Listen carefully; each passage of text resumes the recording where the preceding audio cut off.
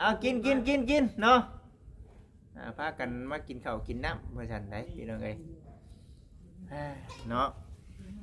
จังใดก็สิตั้งจิตตั้งใจได้แม่เด้อจะดีมีแห้งเลยขอขอบคุณแม่หลายๆเนาะที่ให้ทั้งลูกเองเป็นสะพานบุญให้เนาะทั้งลูกเองก็สิตั้งจิตตั้งใจเฮ็ดเวียกเฮ็ดงานหน้าที่ตามที่ทั้งแม่มอบหมายงานให้ได้แม่เด้อแล้วก็ส่วนทั้งน้องชายหลานี่ก็ทั้งเบิ่งกันว่าแม่ให้ทั้งลูกเองจัดการเนาะในเรื่องชื่อตากระลุงกะโลในเรื่องชื่อปูนชื่อจังนี่ก็จังหวะกันอีกเทื่อเนาะเรื่องตากะโลนี่คือว่าแหละพี่น้องเอ้ยเนาะก็สิถามเพิ่นทั้งเจเพิ่มอีกเทื่อเพราะว่าเห็นว่ามันมีหลายราคาให้เฮาเลือกเนาะเพราะว่าเดี๋ยวสิถามไทยเบิ่งมันมี700,000เนาะ100,000นำพี่น้องเอ้ย100,000นำ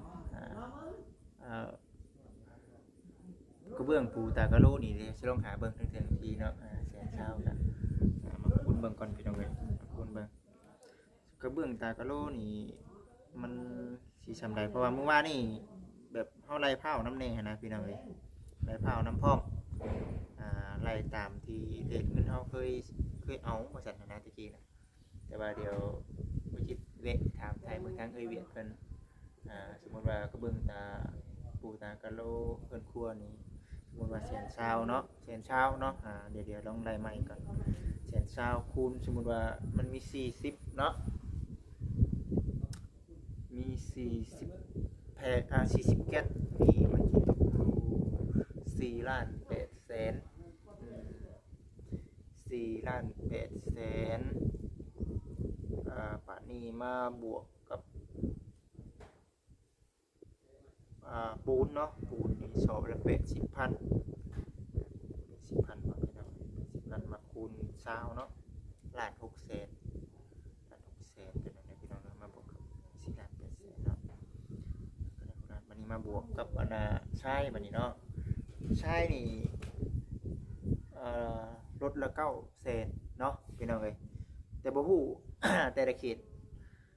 สิซำใดเนาะแต่อยู่ในบ้านบ่จิตมันอยู่ในหลักล้านแล้วพี่น้องเนาะล้านปลายแล้วแฮงเพลงล้านเก้าบ่จิตชื่อช่วงเขตเฮือนบ่จิตช่วงนั้นน่ะนะมันเป็นช่วงยามฝนเด้แต่ว่าห้านเอื้อยแล้วนี่เฮาเอาน้ำเพิ่นตลอดเฮ็ดตั้งแต่วงเวียนแถวนี้เนาะมีแต่900,000เฮ็ดตั้งแต่ไหนมาเนาะปูน80,000ตัวสอบนึงพอดีตกอยู่7 ล้านกับ300,000เด้อแม่เด้อถ้าหากว่าแม่ได้เบิ่งคลิปนี้แม่อันนี้คือ อยู่ในส่วนเนาะตากะโลตากะโลเพื่อนของทั้งน้องใช่ล่ะเนาะเพราะว่าทั้งแม่เพิ่นถามไทยทั้งบุจิตมามือวานนี่เนาะมือวานนี่เผานำคนเกี่ยวข้าวน้ำพร้อมเนาะเฮาก็ได้ไล่แบบคร่าวๆไปน้ำพร้อมอะไรแบบคร่าวๆไปน้ำแต่ว่าในสัตว์ก็ตกอยู่7 ล้านกับ300,000พอดีว่าบุจิตไปถามเบิ่งตากะโลมันมี100,000มีเ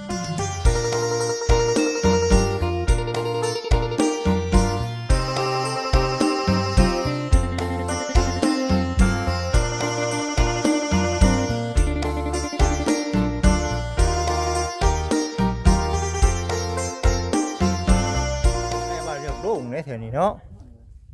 ถึงผ้าจากลูกในพี่น้องเอ้ยบาทนี้ก็ได้มีแต่ในใดก็ตามแต่เนาะในเรื่องเบี้ยงเฮานี่ก็เฮาก็สิคอยเฮ็ดไปเนาะแต่ว่าคืออยู่ในส่วนนี่ก็ยังแต่จะแนวเนาะกับบันไดนี่ก็บันไดพี่น้องเอ้ยมื้อนี้ก็บ่ได้นั่นเอามาซับเนาะเวะอยู่หักบ่ได้ถามทั้งน้องเด้เนาะเอาอย่างแนวติดใจแต่ว่ายังอีกหึงอยู่แล้ววะในเรื่องเขานี่อีกประมาณจังมื้อน้องสิออกไปถ้าเบิ่งก่อนทางเบิ่งก่อนอันยังทันได้อันนี้หามทันได้หอดมือเกี่ยวเด้วิทย์ก่อนเนาะเบิ่งภาพผลก่อนเนาะมันต้องมีมือลงนี่เด้มือเกี่ยวกันว้าวกันเห็นเนาะว่าบ่เบิ่งภาพเบิ่งผลว่าหาคนมาเกี่ยวข้าวมันแบบแท้เนาะคือแลดอยู่ซั่นนะโดยแดดนี่เมียหมดมาบัดเดียวเนาะแม่น คือมาไม่ได้หรอโย บ่เบิ่งข่าวบ่ว่าซั่นอ้าวอยากแล้วนี่ เฝ้าทำงานนี่แหละว่าซั่นเอ้ยเป็นไปแล้วพี่น้องเอ้ย พอจะเกี่ยวแล้วเลย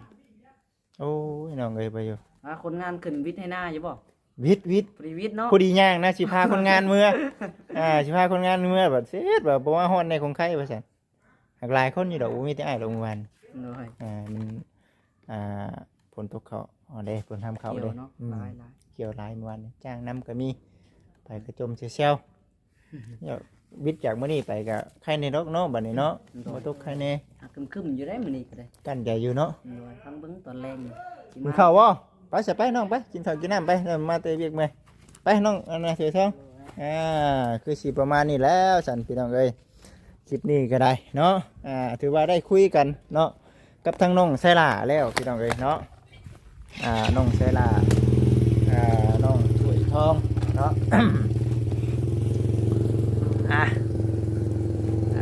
สิประมาณนี้แหละเนาะกะทั้งทำเมเพิ่นเนาะเพิ่นกะจากที่ทางน้องเนาะจากที่ทางน้องทั้งสองเนาะได้คุยได้บอกก็คือทางทำเมนี่แหละทางที่ว่าให้ทางบุตรดิงเป็นสะพานบุญแห่แหละเพิ่นก็ให้ทางน้องใช่ล่ะซอยน้ำพี่น้องเอ้ย ขอบคุณแม่หลายๆแม่เข้าใจทั้งลูกพ่อมเนาะ เอ้ยเนาะก็ตั้งใจเราพยายามอยู่แม่เนาะFC นำเนาะตั้งใจอยู่อีกจักกินเนาะกินคำมันแดดเนาะบ่จิตเองก็ได้คำมันแดดไก่จุดอีกประมาณจัก2-3 มื้อซะอันเข่าที่บ่จิตจ้างนี่นะพี่น้องเอ้ยเนาะจุดอีกจัก2-3 มื้อนี่ก็สิเลี้ยวเนาะเลี้ยวแล้วก็อีกช่วงนึงก็ให้ทั้งมีนาเนาะเกี่ยวถ่าแล้วบ่จิตเองก็เล่นไปเดินมาขี่จักรไปแบบนี้นะพี่น้องเอ้ยสิได้ก็คนน้อยเนาะคนน้อยประเทศเวียดคือว่าเนี่ยพี่น้องเอ้ย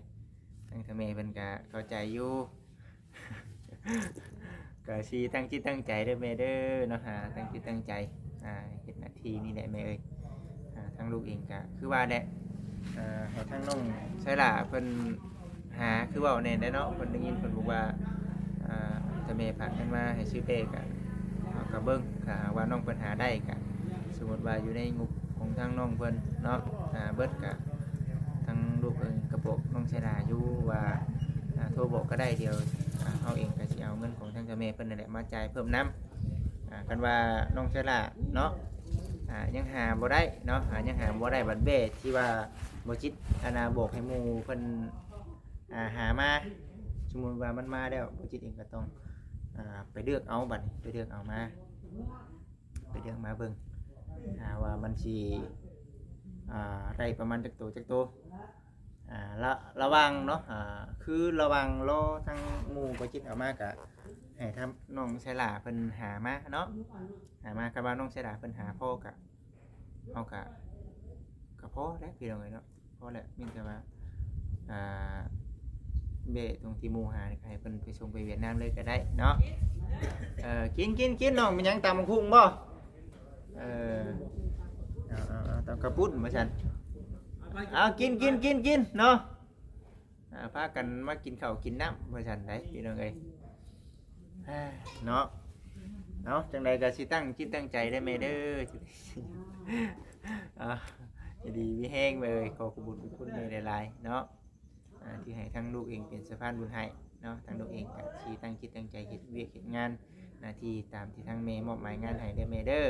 แล้วก็ส่วนทั้งน้องใช่ล่ะนี่ก็ทั้งเบิ่งกันว่าแม่ให้ทั้งลูกเองจัดการเนาะในเรื่องชื่อตากระลุงกะโลในเรื่องชื่อปูนชื่อจังนี่ก็จังว่ากันอีกเทื่อเนาะเรื่องตากะโลนี่คือว่าแหละพี่น้องเอ้ยเนาะก็สิถามเพิ่นทั้งเจเพิ่มอีกเทื่อเพราะว่าเห็นว่ามันมีหลายราคาให้เฮาเลือกเนาะเพราะว่าเดี๋ยวสิถามไทยเบิ่งมันมี700,000เนาะ100,000นำพี่น้องเอ้ย100,000นำกระเบื้องปูตากะโลนี่เด้สิลองหาเบิ่งเทื่อทีเนาะ100,000กัน เบิ่งก่อนพี่น้องเอ้ยคูณเบิ่งกระเบื้องตากะโลนี่มันสิซำใดเพราะว่าเมื่อวานนี่แบบเฮาไล่เผาน้ำแน่นะพี่น้องเอ้ยไล่เผาน้ำพร้อมไล่ตามที่เด็กเงินเฮาเคยเอาว่าซั่นนะตะกี้นะแต่ว่าเดี๋ยวบ่คิดเวะถามไทยเบิ่งทางเอ้ยเวียดเพิ่นสมมุติว่ากระเบื้องตาปูตากะโลเพิ่นครัวนี่สมมุติว่า100,000เนาะ100,000เนาะเดี๋ยวลองไล่ใหม่ก่อน100,000คูณสมมุติว่ามันมี40เนาะมี40แพง40แก๊สนี่มันสิตกอยู่4,800,000 4,800,000ป่านนี้มาบวกกับ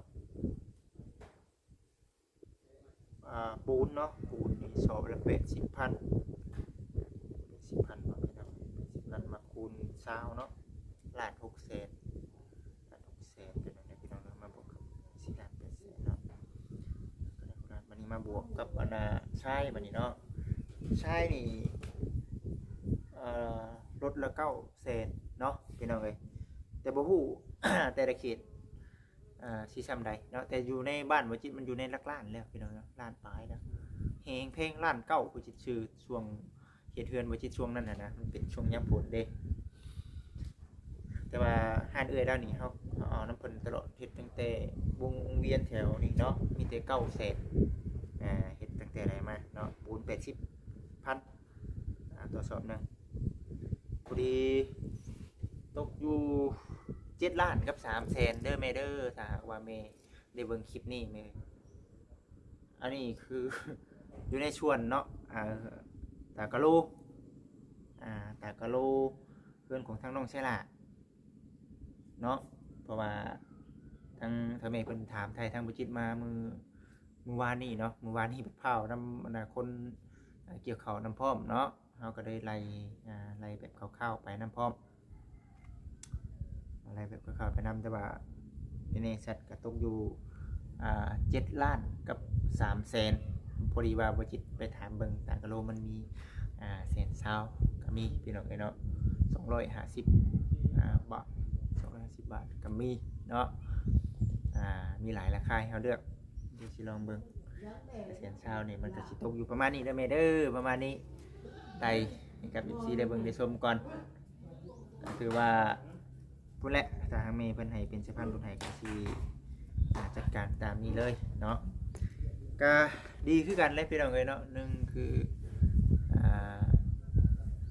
เฮาปะบ่ได้คือเว้าแน่แหละยากอยู่พี่น้องยากอยู่แต่ว่าปะบ่ได้เนาะถ้าหากว่าบ่จิตบ่มีนี่มีสิทธิ์เนาะบ่จิตเองก็คือสิ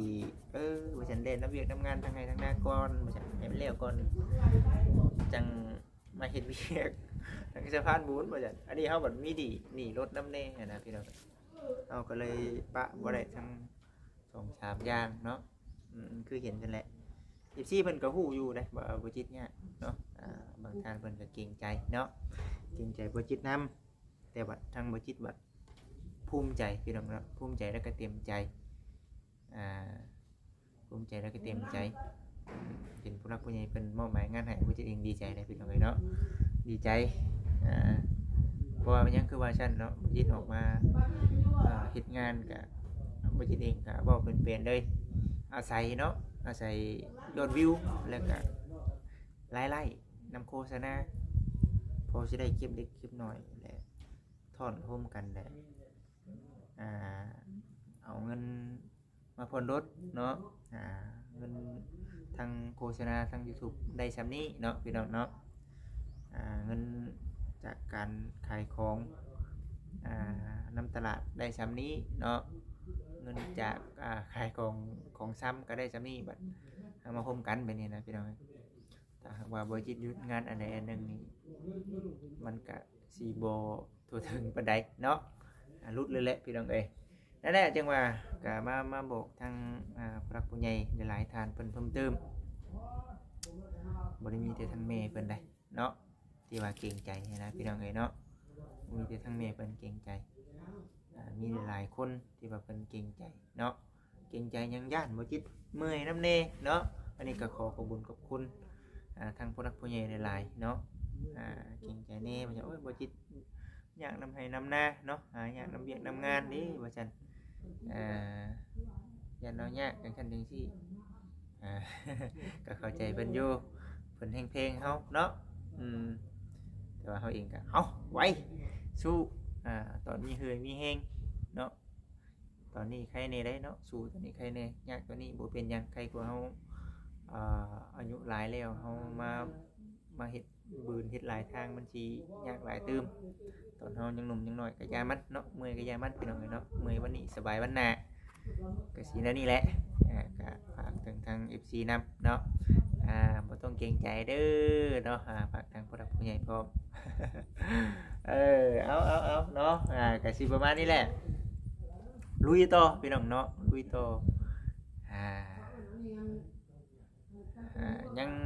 ถามว่าเร็วยังอีกเฮิงบ่ก็เฮิงเลยพี่น้องเลยเนาะแต่ว่ามันก็มีจังหวะช่วงเฮาหยุดอยู่เพราะว่าเขางั้นมันยังเขียวอยู่เนาะเขางั้นแต่ว่าเขารอนี่ก็เฮาก็ค่อยๆเกี่ยวไปว่าซั่นนะพี่น้องเอ้ยคือดังที่ได้นี่เดียว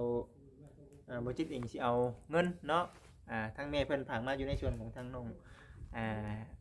ถือทองนี่แหละชื่อยาแนวมาเนาะถือว่าก็ยังมีอยู่นำบ่จิตเนาะสิชื่อมาให้กับทางน้องเพิ่นให้น้องเพิ่นมาติดไว้เนาะส่วนตัวนี้นี่ก็คือว่าเนี่ยเอายาแนวในความคิดของบ่จิตเนาะพี่น้องเนาะแต่แม่เพิ่นสิเฮ็ดจังไดก็คือว่าเนี่ยเนาะแล้วก็สุดแล้วแต่ลูกๆเต้าๆนั่นแหละอิงตามงบก็คือว่าเด้อแม่เด้อเนาะอิงตามงบก็สมมุตินี่ก็มียาแนวนี่ขอบของมันนะขอบขางยาแนวเปิ้ลให้มันเกลี้ยงต่อไปเฮาก็เอาสีทาขันมันเฮ็ดคิ้วมันนะแม่นี่ก็ประหยัดอีกแบบนึงเฮ็ดแบบคือเฮือนน้องจอยได้มันเป็นจังได๋เฮ็ดคือเฮือนน้องหลาวเฮือนน้องชายหลาก็อันนั้นเป็นยังว่ามันเหลือเนาะเพิ่นก็ได้เฮ็ดขอบขางเอาเนาะเพิ่นก็เฮ็ดขอบขางแต่ว่าในเมื่อตากะโลเฮามันเบิดคักแน่แล้วมันก็ต้องเอาสีบัดนี้เฮาต้องได้สร้างใหม่เด้เนาะพี่น้องเนาะว่าอยู่ในชุดของเพิ่นนี่มันมีแต่ซำนี้เด้ตัวนี้บ่คิดว่าถ้าเอาสีเนาะในความคิดของบ่คิดว่าสีก็โอเคอยู่งามคือกันเด้งามคือกันพี่น้องเอาเขียนคิ้วมันพร้อมเด้เอาสีเขียนคิ้วมันคันนี้เป็นสีนี้คันนี้เป็นสีนี้ในความคิดของบ่จิตออกว่าเนาะถือว่าโอเคอยู่เนาะเอาสีประมาณนี้แหละเด้อพี่น้องเด้อเนาะทางบ่จิตเองก็สิได้จบคลิปก่อนก่อนอื่นก็ขอขอบคุณเนาะทางเมย์หลายเนาะที่ให้ทางลูกเองเป็นสะพานบุญให้และก็คิดเป็นห่วงเป็นใยนำ และก็ทุกสิ่งทุกอย่างบ่ใส่อวยพรให้กับทางลูกเองก็นกมือเอาปรารถนาเอาเนาะทางลูกเองก็ได้มีแต่ทางลูกเองก็สิบ่ใส่อวยพรเนาะให้กับทางเมย์คือกันก็ขอขอบคุณเนาะทางเมย์แล้วก็ครอบครัวนำที่ว่าเนาะช่วยเหลือเนาะครอบครัวของทางน้องไซลาน้องถือทองแล้วก็ให้ทางลูกเองเป็นสะพานบุญให้ก็ขอให้กับทางแม่อยู่ดีมีแฮงได้แม่เด้อเนาะสุขภาพเข้มแข็งอายุมันคนยืนเนาะโรคภัยไข้เจ็บจะมาใกล้อย่ามาเบียดเบียนได้แม่เด้อเนาะอายุมันคนยืนอยู่นำลูกน้ำหลานตลอดปีตลอดไปรวมถึงทาง FC นำคลิปนี้ก็ขอลาพี่น้องไปก่อนมีหยังก็คอมเมนต์กันเข้ามาเด้อพี่น้องเด้อเนาะไปซะสำหรับคลิปนี้ขอกล่าวคำว่าสบายดีอยู่ดีมีแฮงเด้อพี่น้องเด้อบ๊ายบายพี่น้องเอ้ยโอเคเด้อพี่น้องเด้อ